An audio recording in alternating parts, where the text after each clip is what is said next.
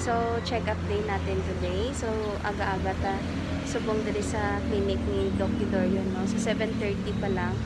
So, yung check-up is 9:30. So, nagpalista na ta, no?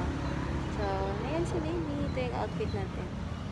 Ayan. So, ngayon, update muna ako ng mga buyers kasi mamaya may meet up ako ng mga buyers natin. So, stay tuned lang mamaya dito sa check-up natin. So, end of second trimester natin. So, papasok na yung third trimester natin. So, ayan. Nagsisilabasan yung mga pimples natin, no? Ayan. Ayan. So, ayan. Stay tuned lang kasi update ko lang kayo mamaya if kamusta na si Baby. Pasta na ulo ni Baby. Para ulo niya, dali na sa dagan, ha? Oo. Para iya karugkog. Para iya heartbeat.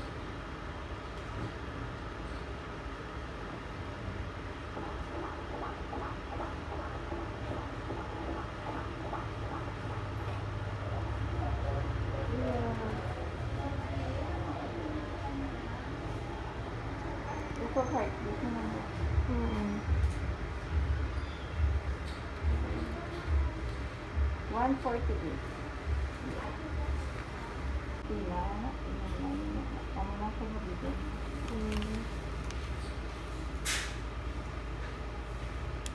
Nakita ka ba dito kung boy or girl? Ada ako ba eh? Oo, ara siya sa painting mo. Linya lang. Oo. Hita niya mo, di ba? Oo.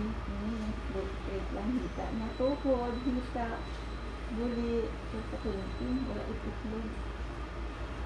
Linya lang.